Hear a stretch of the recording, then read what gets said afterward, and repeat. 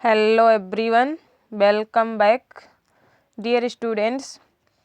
Previous video में हम सभी लोगों ने पार्ट फर्स्ट में देखा था जीवों में जनन, जिसमें मेनली हम लोगों ने देखा था कि अलैंगिक जनन कैसे होता है। प्लांट्स एंड एनिमल्स दोनों में इनके अलग अलग जो मेथड्स थे उनके बारे में डिस्कस कर लिया था। ओके, और इस वीडियो में आज हम सभी लोग लैंगिक जनन के बारे में पढ़ेंगे। प्लांट्स के भी बारे में देखेंगे कि प्लांट्स में लैंगिक जनन कैसे होता है, और एनिमल्स में भी देखेंगे कि लैंगिक जनन कैसे होता है। ठीक है, लैंगिक जनन के अंतर्गत क्या होता है कि एक जीव, ठीक है, एक ऐसे जीव जो क्या है विपरीत लिंग वाले हैं, मीन्स मेल और फीमेल पेरेंट बॉडी सबसे पहले क्या करती हैं, मेल एंड फीमेल गैमिट का फॉर्मेशन करती हैं।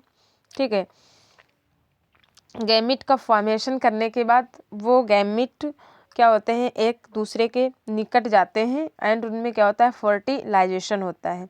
ठीक है, क्या होता है, फर्टिलाइजेशन होता है, यानी कि मेल और फीमेल गैमिट वो चाहे तो वाटर के माध्यम से जाएं अगर एक्सटर्नल फर्टिलाइजेशन है, अगर इंटरनल फर्टिलाइजेशन है तो जो मेल गैमिट होगा वो फीमेल पेरेंट बॉडी के अंदर इंटर करके फिर उसके फीमेल गैमेट के साथ फ्यूजन करेगा, और दोनों में ही क्या फ्यूजन के बाद जाइगोट का फॉर्मेशन होगा। कोई भी ऑर्गेनिज्म लैंगिक जनन या सेक्सुअल रिप्रोडक्शन तभी कर सकता है जब क्या होगा, उसके लिए एक पर्टिकुलर एज होनी चाहिए। दैट मीन्स सभी जीव अपने जीवन में वृद्धि एक निश्चित अवस्था एवं परिपक्वता यानी कि मैच्योरिटी तक पहुंच जाने के बाद ही क्या करते हैं, लैंगिक जनन कर सकते हैं। और ये उनकी जो स्टेज उसे हम किशोर अवस्था की प्रावस्था कहते हैं। ठीक है, पादपों में यह क्या होता है, वेजिटेटिव फेज कहलाती है। क्लियर, यह प्रावस्था विभिन्न जीवों में अलग अवधि की होती है। दैट मीन्स आप सिंपल तरीके से समझ सकते हैं कि सबसे पहले बात कर लेते हैं प्लांट्स की। ठीक है, जो प्लांट्स में सेक्सुअल रिप्रोडक्शन क्या हर महीने होता है, हर महीने फूल आते हैं फिर फल आते हैं, नहीं ना। तो क्या होता है कि एक पर्टिकुलर सीजन होता है, जैसे एक पर्टिकुलर सीजन हुआ तब हमें क्या है, जैसे गेंदा के फ्लावर देखने को हमको मिले। ठीक है, एक पर्टिकुलर सीजन आया जब क्या हुआ, धान की क्रॉप तैयार हुई, गेहूं की क्रॉप तैयार हुई, नारियल, आम, इन सभी पे पुष्प लगते हैं। क्या इनका एक समय निश्चित होता है कि हाँ इस सेशन में अब इस प्लांट में फ्लावरिंग होगी। ठीक है, और जब फ्लावरिंग होगी तब क्या होगा, फ्रूट का फॉर्मेशन होगा, तब उस पर फल बनेंगे।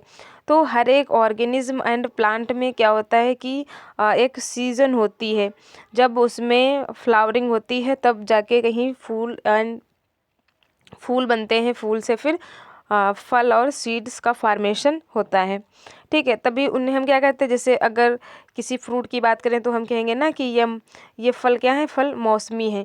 ठीक है, यानी कि जब जाड़ा आएगा तब ये हमको गेहूं की बुआई करेंगे, फिर गर्मियों में इसकी कटाई होगी, तब हमें जाके कहीं गेहूं मिलेंगे। ठीक है, तो क्या होता है, ये तो फिर या वार्षिक हो सकते हैं। ठीक है, जो अभी हम प्लांट की बात कर रहे हैं क्या होंगे, वार्षिक होंगे या फिर द्विवार्षिक होंगे, यानी कि 2 सीजन के बाद, या फिर क्या होंगे, बहुवर्षीय होंगे, यानी कि मल्टीपल ईयर्स में एक एग्जांपल सपोज कि एक बेम्बू का प्लांट है। ठीक है, बांस का प्लांट है, तो क्या करता है इसमें 50 से 100 वर्षों के बाद एक बार उसमें फ्लावरिंग होती है, यानी कि एक बार उसमें पुष्प आए, और जब पुष्प आएंगे तभी जाके वहाँ पे फल का निर्माण होगा, यानी कि फल उस पर लगेंगे। तो ये क्या है, ये बहुवर्षीय ऐसे प्लांट होते हैं जिनमें 150 वर्ष के बाद पूरी इनकी लाइफ में एक ही बार फ्लावर आएगा, एक ही बार वो फ्रूट्स को देंगे। ऐसे ही एक अब प्लांट है स्ट्राविलेंथस कुनियाना।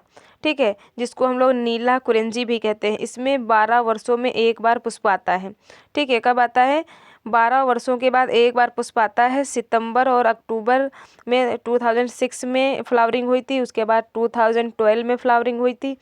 ठीक है, अब उसके बाद 2024 में फिर से इस प्लांट में फ्लावरिंग होगी, यानी कि नीला कुरेंजी की जितनी भी स्पीसीज हैं, जो नीला कुरेंजी के प्लांट हैं, उनमें प्रत्येक 12 वर्ष के बाद फूल आते हैं, जब फूल आएगा तभी वहाँ पे फल या फिर सीड का निर्माण होगा। ठीक, तो ये सब कैसे प्लांट है, ये बहुवर्षीय हैं। अब बात करते हैं एनिमल्स में। ठीक, एनिमल्स में क्या होता है कि सभी जितने ऑर्गेनिज्म हैं वो प्रत्येक वर्ष या वर्ष भर या हर महीने में तो एग नहीं देते ना ही हर महीने में छोटे बच्चों शिशु का जन्म देते हैं। ठीक है, वो अलग बात है कि जैसे कि जो पोल्ट्री होती है जहाँ पे मुर्गियों को पाला जाता है, तो वो तो एक नेचुरल तरीका नहीं है उनको एग देने का, वो तो एक क्या है, इंड्यूस्ड तरीका है, यानी कि बाहर से फोर्सफुली उनके साथ ऐसा करवाया जाता है। तो जितने भी मेढक हैं, छिपकली हैं या बर्ड्स हैं, ये सब भी क्या करते हैं, एक पर्टिकुलर सेशन आता है तब जाके ये सेक्सुअल रिप्रोडक्शन करते हैं और तभी न्यू यंग वंस को जन्म देते हैं, नए शिशु का जन्म देते हैं। ठीक, तो जो इनकी साइकिल है, ये जो इनके रिप्रोडक्शन की, सेक्सुअल रिप्रोडक्शन की जो साइकिल है, उसको जितने भी नॉन प्राइमेट्स स्तनधारी हैं, जैसे गाय है, भेड़ है, चूहा, हिरन है, कुत्ता है, चीता है, इन सभी में क्या होता है, ये नॉन प्राइमेट्स यानी कि कैटल्स हैं, तो इनमें भी एक पर्टिकुलर सेशन होता है कि हाँ 1 ईयर के बाद इनमें फिर से सेक्सुअल रिप्रोडक्शन होगा, तब ये न्यू वंस को जन्म देंगे, नए बच्चे को जन्म देंगे। तो ऐसी साइकिल को क्या कहते हैं, ओस्टर साइकिल कहते हैं। ठीक है, इनमें इनकी जो मेंस्ट्रुएशन साइकिल होती है उसमें ब्लीडिंग नहीं होती है, इसलिए इसे हम मेंस्ट्रुअल साइकिल ना कह के क्या कहते हैं, ओस्टर साइकिल कहते हैं। तो ये पॉइंट इम्पॉर्टेंट है, आप इसको अच्छे से याद रखना। उसके बाद जो प्राइमेट्स होते हैं जैसे मंकी है, एप्स है, ह्यूमन है, इनमें क्या होता है, इनकी जो रिप्रोडक्शन की जो साइकिल होती है उसे मेंस्ट्रुअल साइकिल कहते हैं। ठीक है, उसे क्या कहते हैं, मेंस्ट्रुअल साइकिल कहते हैं। तो इन दोनों की साइकिल के बारे में आपको अच्छे से याद रखना है। इसके बाद जितने भी ऐसे प्लांट हैं या ऑर्गेनिज्म हैं, ऐसे उनमें मेच्योरिटी आ गई। ठीक है, अब वो क्या, वो लैंगिक जनन कर सकते हैं, यानी कि वो अपने ही जैसे बच्चों को जन्म दे सकते हैं, अपने ही जैसे बच्चों को जन्म दे सकते हैं। तो ऐसे जीवों में सबसे पहले क्या होगा, उनके अंदर कुछ घटनाएं होंगी, यानी कि उनकी मॉर्फोलॉजी में कुछ चेंजेस आएंगे। जैसे अगर मेल में है तो मेल में कुछ अलग चेंजेस आएंगे। सपोज ह्यूमन केस को ले लीजिए, अगर मेल में है तो क्या होगा, प्यूबर्टी आएगी जब मेल में, तो जैसे दाढ़ी का आना, मूछ का आना, यंग हो जाना, शोल्डर जो है वो थोड़ा ब्रॉड हो जाना, यानी कि कंधे चौड़े हो जाना। तो ये हमें ऐसे मॉर्फोलॉजिकल जो है कुछ चेंजेस देखने को मिलेंगे। ठीक है, जब वो क्या हो जाएंगे, मेच्योर हो जाएंगे। ऐसे ही फीमेल्स में जैसे ब्रेस्ट का डेवलप होना और मेंस्ट्रुअल साइकिल का स्टार्ट हो जाना, ये कुछ आपको मॉर्फोलॉजिकल कैरेक्टर्स बाहर से देखने को मिलेंगे, जिसे आप ये अनुमान लगा सकते हैं कि हाँ ये लैंगिक जनन कर सकते हैं, ये अपनी मेच्योरिटी फेज तक पहुंच चुके हैं। ठीक, तो उनमें चेंजेस देखने को मिलते हैं। तो फर्टिलाइजेशन की जो पूरी की पूरी प्रोसेस है, सेक्सुअल रिप्रोडक्शन की जो पूरी की पूरी प्रोसेस है, उससे पहले हमको 3 इवेंट्स देखने को मिलते हैं। ठीक है, दैट मीन्स कि जो सेक्सुअल रिप्रोडक्शन की जो साइकिल है, जो स्टेज है, उसके अंतर्गत हमें मेनली 3 फेजेस देखने को मिलती हैं। एक निषेचन पूर्व, यानी कि फर्टिलाइजेशन से पहले की अवस्था कि उसमें क्या क्या चेंजेस होंगे, कौन कौन से हार्मोन रिलीज होंगे। इसके बाद फिर गैमिट का फॉर्मेशन हो चुका, तो कैसे फर्टिलाइजेशन होगा मेल फीमेल गैमिट का, वो इवेंट देखेंगे। इसके बाद फर्टिलाइजेशन के बाद जो जायगोट है, अब वो जायगोट में क्या क्या चेंजेस होंगे। अगर इनडायरेक्ट डेवलपमेंट है तो लार्वा स्टेज आएगी, फिर लार्वा स्टेज में मेटामार्फोसिस होगी, वो क्या क्या चेंजेस होंगे, वो सभी के सभी इवेंट्स हम किस में पढ़ेंगे, निषेचन के पश्चात, यानी कि ये है आपका प्री फर्टिलाइजेशन, ये फर्टिलाइजेशन एंड ये पोस्ट फर्टिलाइजेशन, यानी कि जनन के बाद क्या क्या चेंजेस हुए, ये जनन से पहले और ये जनन, यानी कि ये फर्टिलाइजेशन। क्लियर। अब 1 बाय 1 करके एक एक घटना के बारे में पढ़ेंगे कि निषेचन के पूर्व कौन कौन सी घटनाएं होती हैं। तो फर्टिलाइजेशन के पहले, ठीक है, फर्टिलाइजेशन के पहले हमें 2 प्रमुख इवेंट्स देखने को मिलते हैं। क्या, गैमिटोजेनेसिस, यानी कि पहले मेल और फीमेल गैमिट का फॉर्मेशन होगा। इसके बाद मेल जो गैमिट्स बने हैं, मेल या फीमेल, उनका क्या होगा, गैमिटो ट्रांसफ़र होंगे। दैट मीन्स कि जो मेल गैमेट बना है वो कैसे फीमेल एग तक, फीमेल गैमेट तक जाएगा। ठीक है, क्योंकि उसके जाने के भी दो माध्यम है। अगर जो बाहरी जनन होगा यानी कि बाहरी फर्टिलाइजेशन होगा तो फिर वो जल के माध्यम से जाएंगे। अगर इंटरनल फर्टिलाइजेशन होगा, फीमेल बॉडी के अंदर होगा, तो फिर मेल गैमेट को, जो भी गैमेट होगा स्पर्म या गैमेट, उसे एग तक मेल गैमेट को फीमेल गैमेट तक पहुंचने के लिए उसकी विद द हेल्प ऑफ वहाँ पर जो भी प्रोसेस प्रेजेंट है उसके थ्रू जाएगा। ठीक है, अभी इसको डिटेल में पढ़ेंगे। अब देखेंगे गैमेटोजेनेसिस। गैमेटोजेनेसिस में क्या है कि एक मेल गैमेट होगा जिसे हम स्पर्म कह रहे हैं और एक फीमेल गैमेट होगा जिसे हम एग कहते हैं। ठीक है, तो इसके लिए तो गैमेटोजेनेसिस के लिए कई तरीके के हार्मोन रिस्पॉन्सिबल होते हैं। ठीक है, ये एक डिटेल में पूरी प्रोसेस है जिसको आपको 1 बाय 1 स्टेप पढ़ना है। ठीक है, बट यहाँ पर हम एक ओवरव्यू ले रहे हैं, एक टू द पॉइंट रिवीजन ले रहे हैं, तो आपकी बुक में जैसे मेंशन किया गया है मैं उसी तरीके से पढ़ा रही हूँ अभी। ठीक है, तो एक जो गैमेटोजेनेसिस है, ये फीमेल में गैमेटोजेनेसिस की जो प्रोसेस है ये अलग है और फीमेल में ये गैमेटोजेनेसिस की प्रोसेस अलग है। यानी कि फीमेल में इसको हम oogenesis कहेंगे, यानी कि एग का फॉर्मेशन होगा, और मेल में नर जीव में इसे हम स्पर्मेटोजेनेसिस कहते हैं, यानी कि वहाँ पर स्पर्म का फॉर्मेशन होगा। क्लियर। तो इसके लिए सबसे पहले हमारे पास एक डिप्लॉयड सेल्स होती है। ठीक है, जो क्या है, जो हमारी गैमेट सेल्स होती हैं। ठीक है, क्या होती हैं, गैमेट सेल्स होती हैं। तो इन गैमेट सेल्स में क्या होता है कि इनमें मियोसिस होगा। ठीक है, मियोसिस होगा। तो पहले मियोसिस की 2 प्रोसेस होती हैं, मियोसिस फर्स्ट, तब 2 सेल बनेंगी यहाँ पर। अभी यहाँ पर क्या हुआ है, क्रोमोसोम का नंबर हाफ हुआ है। ठीक है, सॉरी, अभी यहाँ पर क्रोमोसोम का नंबर हाफ नहीं हुआ। अभी एग्जैक्टली मियोसिस फर्स्ट में क्या हुआ है कि अपनी सेल्स को अभी इसने डिवाइड किया है और भी यहाँ पर इम्पॉर्टेंट चेंजेस हुए हैं।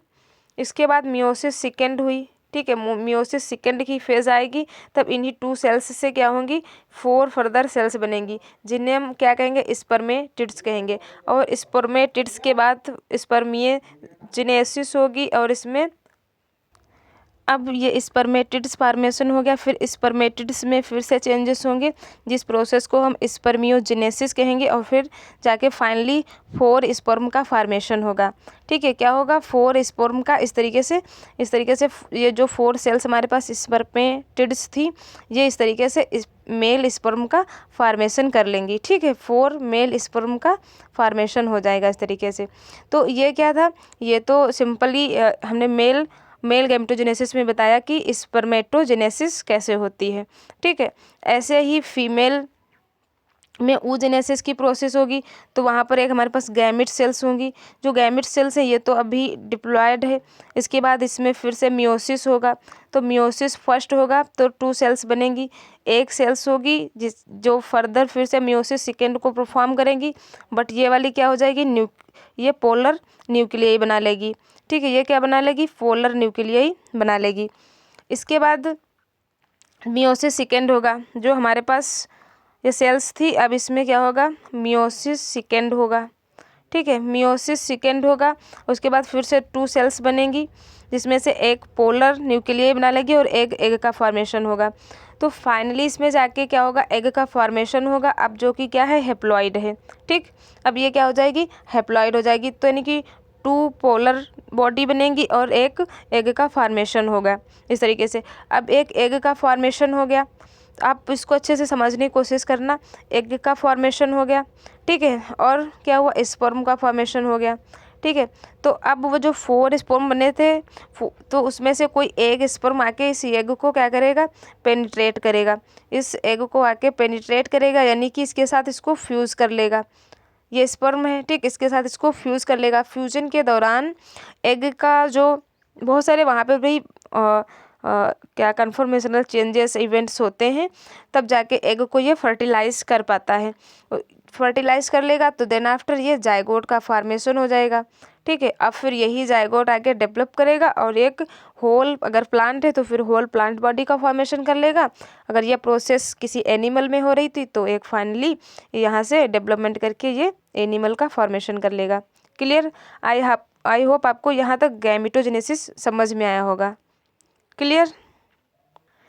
यहाँ पर आप देख सकते हैं कि क्लेडोमोनास में यहाँ दिखाया गया है कि ये इसके 2 स्पर्म हैं, यानी कि 2 गैमेट्स हैं, ये मेल गैमेट्स, ये फीमेल गैमेट्स है। जब वो गैमेट्स का फॉर्मेशन होता है तो क्या होता है, कुछ ऐसे भी प्लांट्स होते हैं जिनमें मेल और फीमेल गैमेट मार्फोलॉजिकली क्या होते हैं, बिल्कुल ही सिमिलर होते हैं, जिन्हें हम होमोजाइगस गैमेट कहते हैं। यहाँ पर एक इसमें से मेल है और एक इसमें से फीमेल है, बट मार्फोलॉजिकली हम डिस्टिंग्विश नहीं कर सकते कि ये मेल है या फिर ये फीमेल है, सिमिलर है। इसके बाद जो बी है ये फ्यूकस, जो कि क्या है, एक एल्गी है। ये भी आपकी क्लोरोफाइसी एल्गी का मेंबर था, क्लेडोफोरा। और ये फ्यूकस है, ये भी आपका क्या है, रेड एल्गी का मेंबर है, जो एल्गी है। तो फ्यूकस में क्या, ये तो एग सेल है जो कि बहुत ही लार्ज है, और जो ये स्पर्म है जो मेल गैमिट है, ये स्पर्म, ये आप देख रहे हैं फ्लैजिला है इसके पास क्या प्रेजेंट है, 2 फ्लैजिला प्रेजेंट है। तो यहाँ पर हम डिस्टिंग्विश कर सकते हैं कि हाँ ये मेल गैमिट है और ये फीमेल गैमिट है। तो ऐसे जब मेल और फीमेल गैमिट में हम डिफरेंस कर सकते हैं, अंतर कर सकते हैं मार्फोलॉजिकली बाहर से देखकर, तो हम इसे हेटेरोगेमस कहते हैं। क्लियर? एंड ये आपको ह्यूमन का एग और स्पर्म दिखाया गया है, ये ह्यूमन का एग और स्पर्म दिखाया गया है, जिसको आप मार्फोलॉजिकली डिफ्रेंशिएट कर सकते हैं। ये आपका एग है और ये स्पर्म है। क्लियर? तो यहाँ भी हेटेरोगैमेटिक कंडीशन है। क्लियर? यहाँ तक आई होप आपको अच्छे से समझ में आया होगा। अब नेक्स्ट देखते हैं कि जीवों में लैंगिकता, दैट मीन्स कि कुछ ऐसे ऑर्गेनिज्म होते हैं जिनके पास मेल फीमेल दोनों ही सेक्स ऑर्गन एक ही बॉडी में प्रेजेंट होते हैं, यानी कि एक ही ऑर्गेनिज्म में मेल फीमेल दोनों सेक्स ऑर्गन प्रेजेंट होंगे, तब हम उसे क्या कहेंगे, उभय लिंगाश्रयी कहेंगे। ठीक है, क्या कहेंगे, उभय लिंगाश्रयी कहेंगे, यानी कि उसे हम बाईसेक्सुअल कहेंगे। और अगर कोई ऐसा ऑर्गेनिज्म है जिसकी बॉडी में सिर्फ और सिर्फ मेल सेक्स ऑर्गन प्रेजेंट है और फीमेल सेक्स ऑर्गन उसी की same species other organism present है, तब हम उन्हें क्या कहेंगे, यूनिसेक्सुअल कहेंगे। ठीक है, ये हमने किसकी बारे में बात बताई, ये एनिमल्स के केस में बात है। ठीक, लेकिन अगर प्लांट के केस में बात करेंगे तो प्लांट के केस में अगर एक लिंगाश्रय यानी कि यूनिसेक्सुअल जब कहेंगे, तब उसके पास क्या होगा, उस प्लांट के अंदर मेल फीमेल दोनों ही सेक्स ऑर्गन प्रेजेंट होंगे। ठीक है,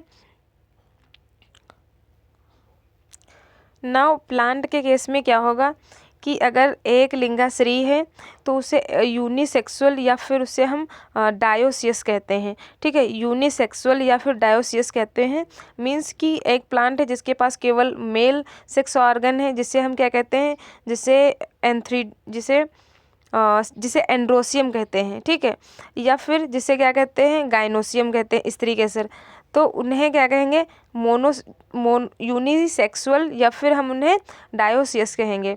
ठीक, और जो बाईसेक्सुअल होते हैं उन्हें हम मोनोसियस कहते हैं, यानी कि एक ही प्लांट पे दोनों सेक्स ऑर्गन प्रेजेंट हैं, बट वो क्या है, मोनोसियस है, यानी कि एक ही प्लांट पे दोनों सेक्स ऑर्गन प्रेजेंट है, मेल और फीमेल। ये बात प्लांट के केस में है। क्लियर? आप यहाँ से कंफ्यूज नहीं होना। सपोज यहाँ आप देख सकते हैं जैसे जो एर्थवॉर्म है, ये आपका एम्फी या फिर कह सकते हैं उभय लिंगाश्रयी, यानी कि इसके पास मेल और फीमेल दोनों सेक्स ऑर्गन प्रेजेंट है, ये बाईसेक्सुअल है। देखो यहाँ पर इसकी एलएस दिखाई गई है। ठीक है, ये इसी की एलएस दिखाई गई है यहाँ पर, कि ये यहाँ पर इसके टेस्टिस प्रेजेंट हैं और इसी में इसके ये ओवरीज प्रेजेंट हैं। ठीक, तो ये क्या है, मेल फीमेल दोनों सेक्स ऑर्गन एक ही पेरेंट बॉडी में प्रेजेंट है, तो हम इसे बाईसेक्सुअल कहेंगे। एंड आप देख सकते हैं यहाँ पर ग्रासहॉपर में, जिसे काकरोच या तिलचट्टा कहते हैं, तो ये आपका मेल तिलचट्टा है, मेल कॉकरोच है, तो इसमें सिर्फ और सिर्फ टेस्टिस प्रेजेंट है। एंड ये आपकी फीमेल काकरोच है फीमेल काकरोच, तो इसके पास क्या है, इसके पास ओवरी प्रेजेंट है, यानी कि इसके फीमेल सेक्स ऑर्गन इसकी बॉडी में प्रेजेंट है। तो जो तिलचट्टा या काकरोच है ये क्या है, यूनिसेक्सुअल है। क्लियर?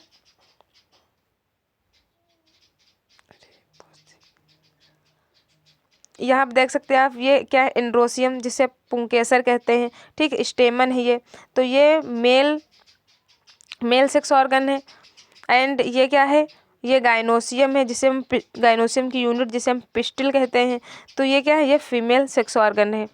क्लियर। तो आप देख सकते हैं कि जो फ्लावर है ये क्या है, बाईसेक्सुअल है, ये बाईसेक्सुअल, इसे मेल और फीमेल सेक्स ऑर्गन एक ही फ्लावर के अंदर प्रेजेंट है। क्लियर। तो यहाँ पर ये चार्ट इम्पॉर्टेंट, इस चार्ट्स को भी आपको याद रखना है क्योंकि एनसीईआरटी की हर एक लाइन से क्वेश्चन पूछा जा सकता है। तो इस साइड कुछ एनिमल्स के नेम दिए गए हैं, जैसे ह्यूमन है, ठीक है, ड्रोसोफिला है, रैट है, डॉग, कैट है, and fruit fly, ophioglossum, apple, rice, maize. Sorry for disturbance. Now ये इधर आपकी हेप्लॉइड बॉडी दिखाई गई है, ठीक है। क्या है, ये अर्धसूत्राण यानी कि डिप्लॉइड 2n गुणसूत्रों की संख्या दिखाएगी कि ह्यूमन में अगर डिप्लॉइड सेल में क्रोमोसोम या गुणसूत्रों की संख्या कितनी होती है, तो वो होती है 46। ये तो इनके पूछा गया कि मेल या फीमेल गैमिट में गुणसूत्रों की संख्या कितनी होगी, तो वो 23 होगी। तो जो मेल या फीमेल गैमिट होते हैं जैसे कि स्पर्म या एग, तो उनमें क्रोमोसोम का नंबर उनकी डिप्लॉइड सेल का हाफ होता है, ठीक है, उनकी डिप्लॉइड सेल का हाफ होता है। तो जो मेल या फीमेल गैमिट्स होते हैं वो हैप्लॉइड होते हैं, और जो इनकी मेन सेल्स होती है जिससे कि जो जर्म सेल्स हैं वो क्या होती हैं, 2n होती है, उनका 46 है। ऐसे ही जो ड्रोसोफिला है उसमें कितने डिप्लॉइड सेल में 12 गुणसूत्रों की संख्या होती है, और उसके गैमेट्स में कितनी होगी, 6, ठीक है, उसके गैमेट्स में कितनी होगी, 6। तो ये चार्ट आपको अच्छे से याद रखना है। अगर यहाँ पे जो रैट है उसके गैमेट्स की संख्या दी गई है, गैमेट्स की संख्या दी गई कितनी, 21। तो इनकी डिप्लॉइड सेल में कितने होंगे गुणसूत्र, आपको 21 का जस्ट डबल कर लेना है, यानी कि 42 होंगे, ठीक है। डिप्लॉइड में कितने होंगे, 42। ऐसे ही डॉग का दिया गया यहाँ पर डिप्लॉइड नंबर यानी कि 78 है, तो आप 78 का हाफ कर लेंगे तो गैमेट्स में कितने हो जाएंगे, 4, एंड आपको इसको 2 से डिवाइड कर लेंगे। क्लियर। तो ये आप अपने आप से, जो बच्चे हैं रेस्ट, उनको आप अपने आप से कर लेना, यानी कि जो गैमेट्स होंगे उसमें जो डिप्लॉइड सेल्स होंगे उसके हाफ नंबर होंगे क्रोमोसोम के। क्लियर।